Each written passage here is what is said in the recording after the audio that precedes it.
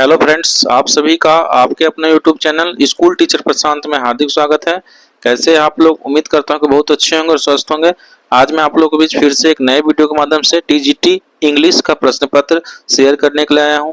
ये जो प्रश्न पत्र है 25 जनवरी 2026 को लोक शिक्षा समिति बिहार के द्वारा जो परीक्षा ली गई थी उसका है। और आगामी परीक्षा जो कि आपका भारतीय शिक्षा समिति बिहार के द्वारा होना है 24 अप्रैल 2025 को, उसके लिए काफी महत्वपूर्ण होगा। आपको आइडिया लग जाए किस प्रकार के प्रश्न पत्र पूछे जा सकते हैं और आपकी तैयारी भी काफी अच्छे से हो पाएगी। तो इसके पहले कि मैं वीडियो शुरू करूं, अगर आप हमारे चैनल पर पहली बार विजिट कर रहे हैं तो चैनल को प्लीज सब्सक्राइब करके बेल आइकन को दबा ले, ताकि हमारे आने वाले नेक्स्ट वीडियो का नोटिफिकेशन सबसे पहले आपको प्राप्त हो सके। तो चलिए वीडियो स्टार्ट करते हैं। इसमें और आपके आगामी परीक्षा में बस थोड़ा सा अंतर है, जैसे कि लोक शिक्षा समिति का जो परीक्षा का ये प्रश्न है, इसमें जो परीक्षा पैटर्न होता है इसमें 30-70 का रेशियो होता है। 30 मार्क्स में हिंदी, इंग्लिश और जीके होते हैं और 70 मार्क्स का आपका अपना सब्जेक्ट माने कि इंग्लिश से प्रश्न पूछे जाते हैं। जबकि जो आप एग्जाम दीजिएगा भारतीय शिक्षा समिति का, उसका जो है 40-60 का रेशियो होता है। 40 मार्क्स में हिंदी, इंग्लिश, जीके और 60 मार्क्स में आपका अपना सब्जेक्ट इंग्लिश होगा। बाकी कोई अंतर नहीं है और लगभग जो है सिलेबस सेम ही होता है। तो चलिए वीडियो को स्टार्ट करते हैं। तो आप देख सकते हैं ये आपका विद्या मंदिर स्तर का प्रश्न पत्र है 2026। 30 अंकों के लिए 30 मिनट का समय दिया गया था। सबसे पहले आपके समान ज्ञान के 10 अंक के प्रश्न जो इस प्रकार से है: सीबीएसई बोर्ड की स्थापना कब हुई थी? 1952, 1962, 1972 या 1982? उसके बाद है विश्व का सबसे बड़ा गैर सरकारी शिक्षण संस्थान कौन है? आर्य समाज, विद्या भारती, रामकृष्ण मिशन या पतंजलि? तो देखिए, आप जिस संस्था से जुड़ने वाले वही जो है विश्व का सबसे बड़ा गैर सरकारी शिक्षण संस्थान है विद्या भारती। विद्या भारती का ही आप एक पार्ट बनने जा रहे हैं। चंद्रयान 3 को सफलतापूर्वक पूरा करने में एस सोमनाथ क्या है? इसरो डायरेक्टर, इसरो अध्यक्ष, प्रोजेक्ट डायरेक्टर या मिशन डायरेक्टर? नेक्स्ट है हनुमान चालीसा के रचनाकार कौन है? कबीर, तुलसीदास, जामवंत, भगवान राम? नेक्स्ट है संयुक्त राष्ट्र संघ का मुख्यालय कहाँ है? लंदन, जिनेवा, न्यूयॉर्क या वाशिंगटन डीसी? नेक्स्ट है राष्ट्रीय शिक्षा नीति 2020 कितने वर्ष के बाद आई? 33, 34, 35 या 36? नेक्स्ट है राष्ट्रीय स्वयंसेवक संघ के तृतीय सरसंचालक कौन थे? प्रोफेसर राजेंद्र सिंह, माधव सदाशिवराव गोलवलकर, मधुकर दाते देवरस, याकूप्पा हल्ली, सीतारमैया सूरदर्शन?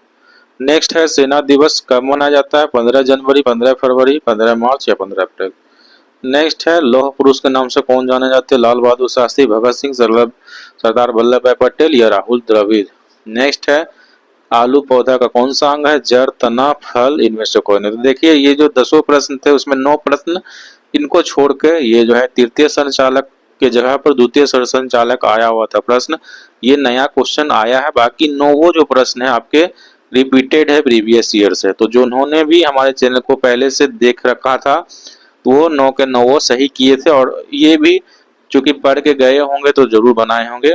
तो प्रीवियस ईयर का क्वेश्चन देखना बहुत जरूरी होता है। हिंदी है 10 अंकों का, सबका साथ, सबका विकास, सबका विश्वास। उद्देश्य पर 100 शब्दों में आपको लिखना था। उसके बाद विद्यालय में छात्रों को शैक्षणिक परिवहन की स्वीकृति हेतु प्रधानाचार्य को एक आवेदन पत्र लिखना है। नेक्स्ट है इंग्लिश 10 अंकों के लिए, जिसमें आपके 5 अंकों के लिए ट्रांसलेशन आया हुआ था।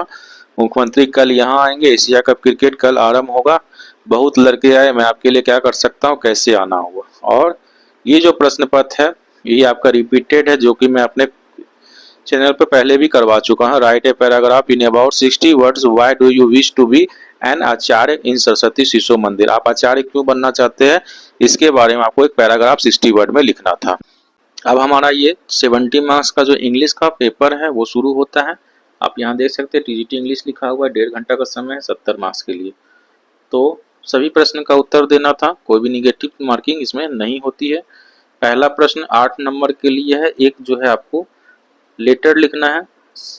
सपोज यू आर मोहन या Mohini living at 123 Vivek Vihar new Delhi, write a letter to the editor of a national the masses about the hazards of pollution. तो एडिटर को एक लेटर लिखना था पोल्यूशन के जो है क्या क्या उससे हानियां हो सकती है।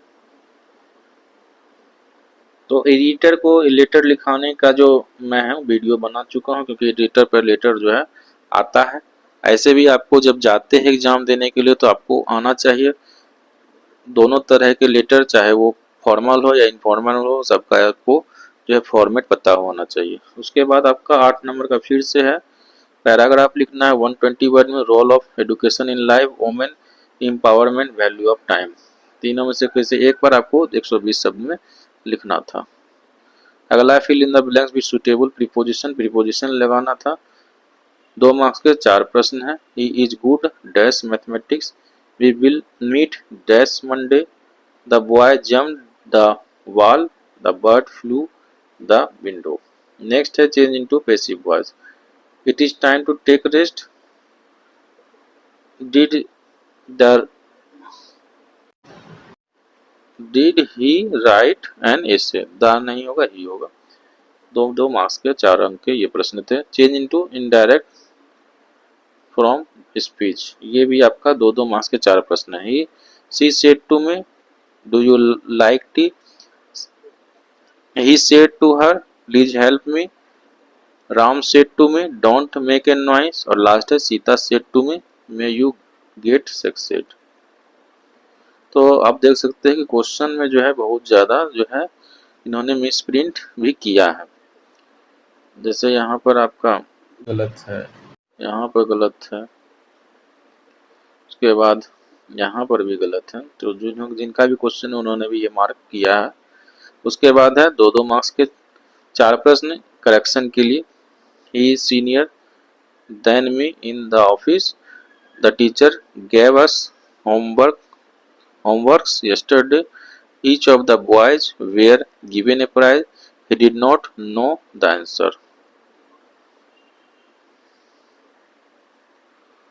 उसके बाद है define the following figure of speech with example, 2 को आपको करना है, फिगर ऑफ स्पीच से आया हुआ है कि 2 को करना है। 4 अंक के 2 प्रश्न करने हैं। Reception, oxymoron, hyperbola, irony. अगला है आपका what is difference between interrogative pronouns और इंट्रोगेटिव एडजेक्टिव विथ एग्जाम्पल। तो ये 4 अंक के प्रश्न थे। इंट्रोगेटिव प्रोनाउन, इंट्रोगेटिव एडजेक्टिव में आपको अंतर एग्जाम्पल के साथ बताना था। Make sentence with the following phrases, spill the beans in hot water, a piece of cake on cloud 9। ये भी आपके 8 मार्क्स के प्रश्न थे। तो आपको अगर फ्रेज का हिंदी पता होगा तभी आप इसका सेंटेंस का फॉर्मेशन कर पाएंगे। Differentiate by using in sentence, sentence में प्रयोग करके आपको दिखाना होगा कि इनमें क्या क्या अंतर है। जैसे पेयर है, पियर है, ब्लू है, ब्लो है, हेयर है, हेयर है। तो ये आपका लास्ट प्रश्न था 6 अंकों के लिए। तो क्वेश्चन आप देख सकते हैं कि बुक से कोई भी नहीं पूछा जाता है। आपका जो है एक लेटर आता है, एक एसे आता है, प्रीपोजिशन से प्रश्न है, वॉइस से है, नरेशन से है, उसके बाद आपका करेक्शन से है, और ये क्वेश्चन बार बार आते हैं फिगर ऑफ स्पीच से। तो आपको फिगर ऑफ स्पीच से अच्छा आपको तैयारी करके जाना है। और ग्रामर पे तो आपका पूरा पकड़ होना चाहिए, क्योंकि ग्रामर में वो कुछ भी पूछ सकते हैं। और फ्रेज का अगर कर पाते हैं तो ठीक है, नहीं तो इसका तो कोई लिमिटेशन नहीं है।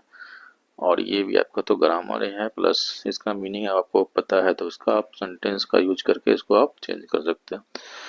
तो उम्मीद करता हूँ कि आपका वीडियो बहुत अच्छा लगा होगा। वीडियो को अधिक से अधिक लाइक कीजिएगा, शेयर कीजिएगा, हाइप कीजिएगा, और चैनल पर पहली बार विजिट कर रहे हैं चैनल को प्लीज़ सब्सक्राइब करके बेल आइकन को दबा लीजिएगा, ताकि हमारे आने वीडियो का नोटिफिकेशन सबसे पहले आपको प्राप्त हो सके। अगर कोई डाउट है तो कमेंट भी कर सकते हैं, आपका रिप्लाई जरूर देने की कोशिश करूँगा।